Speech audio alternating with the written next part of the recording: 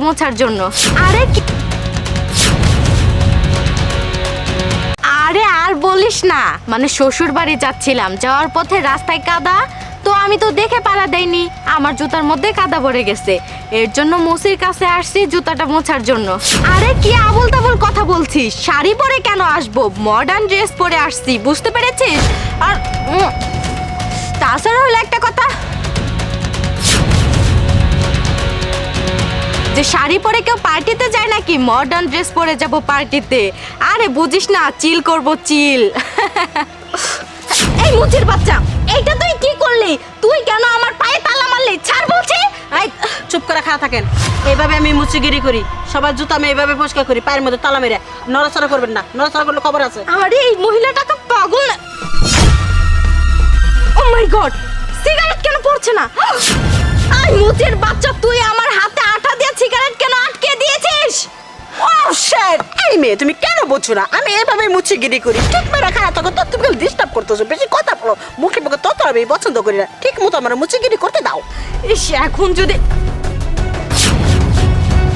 মা আমার শ্বশুর আব্বার ননদ দেখি এই দিকে আসছে, এখন আমি কি করব? মুচির বাচ্চা, তোরে আমি আজকে খাইয়া ফেলামু। আমার পায়ের থেকে তালাটা খুল কইতাছি, খুল খুল। ওরা এইদিকে আসতেছে, খুল কইতাছি। বাবা, মনের মতো একটা ভাবি পাইছি। আরে দেখতে না, আরে আমার পছন্দ আছে না, একটা মাত্র ছেলে, দেখে ওই সুন্দর চাই বিয়ে করেছি, ভালো তো হবেই। আরে দেখ দেখ দেখ দেখ দেখ, হায় হায় রে, এই অসহায় বুসিটে রে এইভাবে কেউ মারবো? দুনিয়াটা নষ্ট হয়ে গেছে গা, মেয়ে মানুষ, হ্যাঁ, বম বমি সিগারেট খাইতেছে আর মুসিটারে মারতেছে কিভাবে? এই আরে আমি না গেলে বাইরে তোকে আমি আজকে খাইয়া ফেলাইছি। এই মেয়ে, এই মেয়ে, এই মেয়ে, তুমি কি করছো? এই মেয়ে কি করছো? ছাড়ো ছাড়ো। বৌমা, তুমি ছি ছি ছি ছি, তুমি এই বেশে হাতে সিগারেট? ও স্যার, আমি জানি এটা আপনার পোলার বউ, কারণ আপনি এই রাস্তাতে চলাফেরা করেন, আপনার মেলা গোনা মুচিগিরি করে জুতা পরিষ্কার করে দিচ্ছি।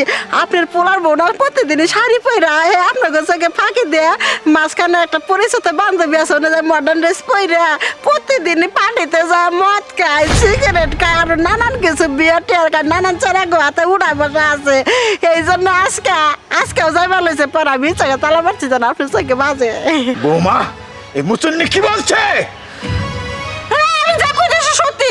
ও স্যার, আপনার পোলার লগে যে পড়ায় বিয়া বসে, ভালোবাসা করলে আপনার পোলারে বিয়া বসে নাই, সম্পত্তির লোভ আপনার টিয়া বসা বহুত করবো, আর বন্ধু বান্ধবের আড্ডা মারবো। না না বাবা, বাবা সব মিথ্যা কথা বলছে।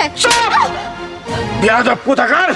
আরে এই মুচন্নি কখনোই মিথ্যা কথা বলে না। এই মুচন্নি 20 বছরের মুচন্নিগিরি করে এখানে, আমি তাকে চিনি।